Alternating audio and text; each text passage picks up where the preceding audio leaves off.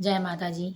कैसे हैं आप सभी? उम्मीद है आई होप अच्छे होंगे अपने-अपने घरों में, सुरक्षित रहें, सुसंगठित रहें, सभ्यता के साथ रहें। माता रानी आप सभी के परिवार में कल्याणवर्धक सद्बुद्धि दें, सफलता की राह हर मार्ग पे दें और हर दुर्बुद्धि को, अधर्म को आपसे दूर रखें, ऐसी प्रार्थना है मेरी।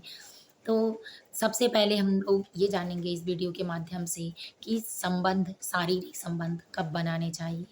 अगर आपको अच्छे संतान की प्राप्ति करनी है, कुटुंब की, अपने परिवार की, 7 पुस्त का नाम रोशन करना है और पंडित चाहिए, ब्राह्मण चाहिए, आईएएस, पीसीएस चाहिए, किस हिसाब का संतान आपको चाहिए, उस संतान के लिए आपको शारीरिक संबंध कब बनाने चाहिए, पति-पत्नी को साथ कब रहना चाहिए, किस समय रहना चाहिए, किस दिन नहीं रहना चाहिए, किस तरह की संतान अगर उत्पत्ति करते हैं, किस टाइम का, तो आपको उत्तम फल की प्राप्ति होगी। तो चलिए इस बात को जानते हैं बिल्कुल शास्त्र के अनुसार, गरुड़ पुराण के अनुसार, गीता, महाभारत, रामायण, पुराण, शिव पुराण सब में सारी चीज़ें व्यतीत हैं, बस हमको समय देने की ज़रूरत है। इसलिए एक ज्ञान की चीज़ें हैं और ये ज्ञान आपकी बहू के लिए ज़रूरी है, आपके बेटे के लिए ज़रूरी है, आपकी बेटी और दामाद के लिए भी ज़रूरी है, आपके उज्ज्वल भविष्य के लिए ज़रूरी है और आपके संगठित मेहनत के लिए ज़रूरी है कि जिस कर्म में आप मेहनत कर रहे हैं, वो सारे कर्म एक दिन आपको व्यथित तरीके से, सही तरीके से किस तरह से आगे बढ़ाते हैं। तो इन सारी मेहनतों के बारे में हम जानते हैं। ये एक ऐसी नेचुरली प्रक्रिया है भगवान की जो सबके साथ होता है। सबसे पहले तो जानते हैं पति एक परमेश्वर है, एक भगवान है कि जो इस गति को एक भगवान वो है जो पृथ्वी को चलाता है और एक पति यहाँ मिलता है। पृथ्वी लोक पे एक पति ही पिता बनता है, एक पति ही पुत्र बनता है, एक पति ही घर का मालिक होता है, मुखिया होता है और एक पति ही संगठित, सुसंगठित परिवार का एक मुख्य सदस्य होता है। आप जानते हैं कि एक महिला घर की लक्ष्मी होती है, सरस्वती होती है, माँ होती है, पत्नी होती है, बहन होती है, बुआ, मौसी, चाची, सारी महिलाओं सारी एक ही महिला हर रोल को निभाती है और उसमें एक लक्ष्मी के साथ एक पृथ्वी पे जन्म देकर भगवान की गति में आती है क्योंकि एक भगवान के बाद दूसरा माँ ही है कि जो गुरु में और भगवान में सम्मिलित की जाती है। 5 गुरुओं में सबसे प्रथम गुरु माँ होती है, फिर पिता, गुरु, उसके बाद स्कूल के गुरु होते हैं, फिर जो जनेऊ कराते हैं, वो होते हैं, जो कान में अपना मंत्र देते हैं, वो होते हैं, सखी होती हैं। तो इस तरह से गुरुओं का महत्व बहुत बड़ा होता है। तो इसके बारे में पहले जानते हैं कि ये दोनों पति-पत्नी ही मिलकर एक समाज का निर्माण करते हैं। लेकिन इस निर्माण की प्रक्रिया में बहुत सारी चीज़ें ऐसी हैं जो उनको जानकारी में नहीं होती हैं, तो उनका परिवार सुरक्षित नहीं हो पाता है और उस संगति से नहीं हो पाती हैं कि जिसमें वो शुद्ध निर्माण करके आगे बढ़ सकें। तो इस बात को जानते हैं सबसे पहले संबंध पति-पत्नी में कब बनाना चाहिए, कब नहीं बनाना चाहिए, उससे क्या दोष होते हैं। तो सबसे पहले जानते हैं कि दिन के समय हो सके तो कोशिश करें शारीरिक संबंध बिल्कुल ना बनाएँ। अगर गलती से हो भी गया तो बिना स्नान किए, पूर्ण स्नान किए, नहाए-धुले रसोई में बिल्कुल ना प्रवेश करें। भगवान का पूजन बंधन भी छूना और टच करना उनको बिल्कुल ना करें। अपने से बड़े लोगों को पानी ना दें, यहाँ तक कि पानी के साथ कुछ भी ना दें। इसीलिए जहाँ तक हो सके तुरंत स्नान करें। तो इससे आपके घर में दरिद्रता नहीं आएगी, लेकिन अगर आप उसी तरह पूरे घर में भ्रमण करते हैं, मतलब चलते-घूमते रहते हैं, सारी चीज़ों को टच करते हैं, शरीर दूषित रहता है, तो आपके घर में ना देवी-देवता आते हैं, ना पितृ आते हैं, माता अन्नपूर्णा भी रुष्ट हो जाती हैं। इसलिए संबंध दिन में बिल्कुल नहीं बनाएँ। दूसरी बात, हो सके तो पूजा-पाठ जब तक आपके घर चल रहा हो, उस समय ना बनाएँ। सूतक-पातक जो लगता है, जिसमें बच्चे जन्म लेते हैं, कोई वृद्ध या किसी के भी घर में मृत्यु होती है, उस समय नवरात्रि के समय किसी अच्छे त्योहार पे जैसे कृष्ण जन्माष्टमी है, अक्षय तृतीया है, एकादशी है, तो इस समय संबंध बिल्कुल ना बनाएँ क्योंकि ये सारे दिन भगवान के निर्माण के लिए हैं, भगवान की पूजा और बंधन के लिए हैं, आपके पुण्य कर्मों को बढ़ाने के लिए हैं। अगर आप ऐसा करते हैं तो वो प्रवृत्ति राक्षसों वाले में, काम भोग में जाती है, तो इससे आपकी प्रतिक्रिया परेशान होगी और आपके घर में आर्थिक तंगी के साथ-साथ सारी दिक्कतें शुरू हो जाएँगी और पितृदोष भी लग जाएगा। तो इस तरह से आप इस तरह संबंध बिल्कुल ना बनाएँ। दूसरी बात, जो पूर्णिमा की रात होती है, पूर्णिमा होता है, जो मास में एक बार शुक्ल पक्ष को बीतने के लास्ट जो पूर्ण तिथि होती है, उसमें पूर्णिमा पड़ती है और कृष्ण पक्ष में जो 15 दिन के बाद अमावस्या तिथि आती है, जिससे कृष्ण पक्ष को बीतने के बाद पूर्णिमा का पहला दिन शुरुआत होता है। उस दिन के 1 दिन के पहले पहले का जो चतुर्थी के बाद दिन आता है, वो अमावस्या तिथि होता है। तो अमावस्या और पूर्णिमा के दिन किसी पति-पत्नी को संबंध नहीं बनाने चाहिए।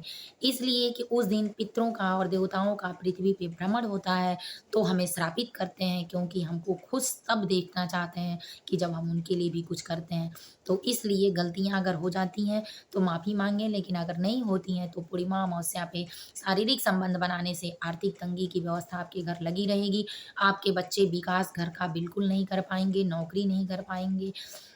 आप जब भी होंगे तो परेशान ही रहेंगे, बीमारी अनेकों एक आएगी आपके घर में, आर्थिक तंगी के साथ तबीयत खराब होना, आपके घर का विकास नहीं होना, कीड़े-मकोड़ों का घर में निकलना, किसी भी विकास कार्य में बाधा आना, जब शादी-विवाह घर में हो तो किसी का मृत्यु हो जाना, किसी का एक्सीडेंट हो जाना, ये सारी चीज़ें लगी रहेंगी। और अगर महिला ऐसा करती है आगे होकर तो उसके पति दोष में विधवा का योग ज़्यादा बन जाता है।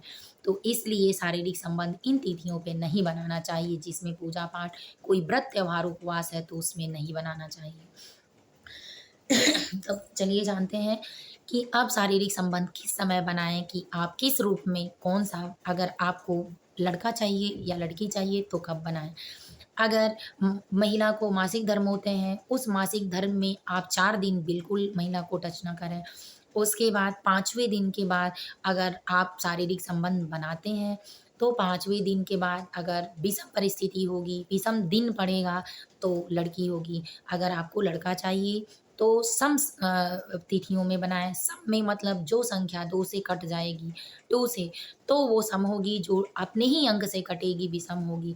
तो इसलिए जिस दिन 5 पड़ता है उस दिन विषम है, 5 को 5 से ही काटा जा सकता है। बहुत ध्यान देने योग्य और ज्ञान की बातें हैं, ध्यान से सुनें, वीडियो बिल्कुल स्किप करके ना देखें, क्योंकि कुछ चीज़ें अगर आपसे छूट जाएँगी तो बहुत बड़ी गलती भी हो जाएगी।